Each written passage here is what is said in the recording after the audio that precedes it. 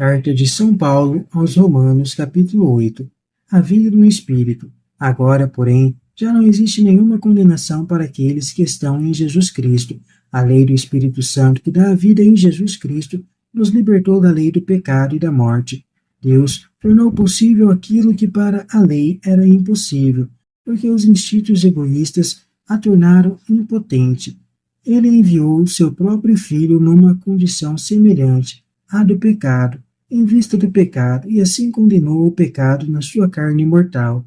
Deus fez isso para que a justiça exigida pela lei se realizasse em nós, que vivemos segundo o Espírito, e não sob o domínio dos instintos egoístas.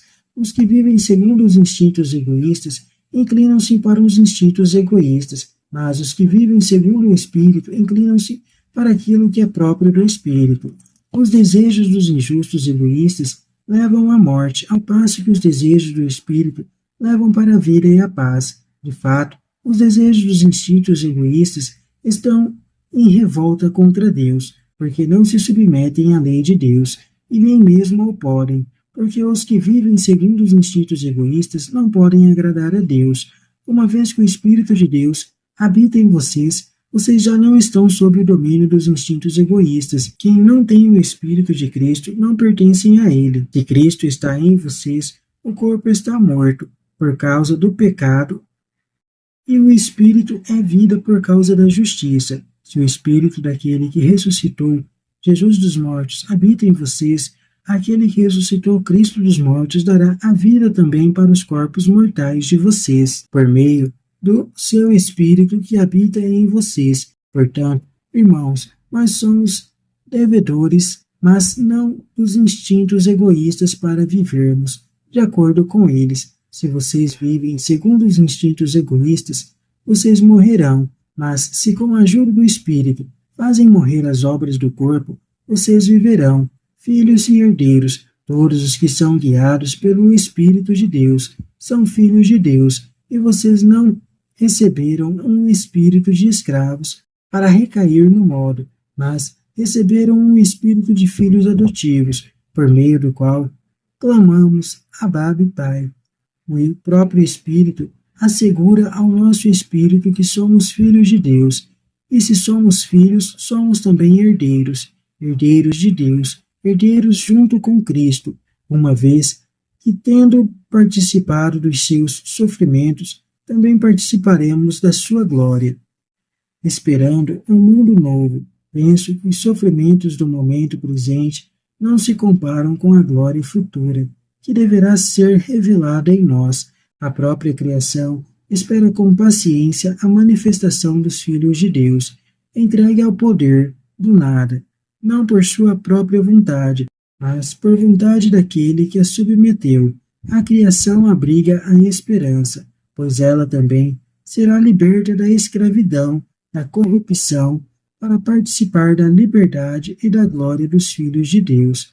Sabemos que a criação toda geme e sofre dores de parto, até agora, e não somente ela, mas também nós, que possuímos os primeiros frutos do Espírito. Gememos no íntimo, esperando a adoção, a libertação para o nosso corpo. Na esperança nós já fomos salvos. Ver o que se espera já não é esperar como se pode esperar o que já se vê, mas esperamos o que não vemos. É na perseverança que aguardamos. Do mesmo modo, também o Espírito vem em auxílio da nossa fraqueza, pois sabemos o que convém pedir, mas o próprio Espírito intercede por nós com gemidos inefáveis. E aquele que sonda os corações sabe quais são os desejos do Espírito, pois o Espírito intercede pelos cristãos, de acordo com a vontade de Deus, o projeto de Deus. Sabemos que todas as coisas concorrem para o bem dos que amam a Deus, daqueles que são chamados segundo o projeto dele. Aqueles que Deus antecipadamente conheceu, também os predestinou a serem conformes à imagem do seu Filho, para que este seja o primogênito entre muitos irmãos. E aqueles que Deus predestinou, também os chamou, e aos que chamou, também os tornou justos, e aos que tornou justos, também os glorificou. Ninguém pode impedir o projeto de Deus. O que nos resta dizer? Se Deus está a nosso favor, quem estará contra nós? Ele poupou seu próprio Filho, mas o entregou por todos nós. Como não nos dará também todas as coisas junto com seu Filho? Quem acusará os escolhidos de Deus? É Deus quem torna justo. Quem condenará? Jesus Cristo. Ele que morreu, ou melhor, que ressuscitou, que está à direita de Deus e intercede por nós, poderá separar do amor de Cristo a tribulação, a angústia, a perseguição, a fome, a nudez, o perigo, a espada? Como diz a Escritura, por tua causa somos postos à morte o dia todo. Somos considerados como ovelhas destinadas ao matadouro, mas em todas essas coisas somos mais do que vencedores por meio daquele que nos amou. Estou convencido de que nem a morte, nem a vida, nem os anjos, nem os principados, nem o presente, nem o futuro, nem os poderes, nem as forças das alturas ou das profundidades, nem qualquer outra criatura, nada nos poderá separar do amor de Deus, manifestado em Jesus Cristo, nosso Senhor. A libertação do homem foi realizada por Cristo, não como ato vindo de fora, mas como obra que se realiza a partir de dentro. Encarnou, trazendo o Espírito de Deus para dentro da própria condição humana, que é dominada pelo egoísmo. Desse modo, o homem pode seguir a Cristo, que passou da morte para a ressurreição, passando do egoísmo para a doação de si aos outros. A entrada do Espírito de Deus no homem, mediante Cristo, determina uma renovação pela qual pensa e age conforme a vontade de Deus. Em lugar da lei dos instintos egoístas, surge a lei do Espírito, que dá a vida. Trata-se de um novo dinamismo interior, que com a própria força de Deus liberta o homem da tirânica lei do pecado e da morte. Em lugar do pecado, o egoísmo, que determina o ser e a ação do homem. Existe agora o espírito ou amor. Em lugar da morte, existe a vida, a unidade entre querer o bem e realizá-lo. É composta a situação desesperadora do homem. É superada. Com isso, as relações sociais podem ser refeitas, e a estrutura social injusta e opressora pode ser superada, contrapondo-se ao egoísmo.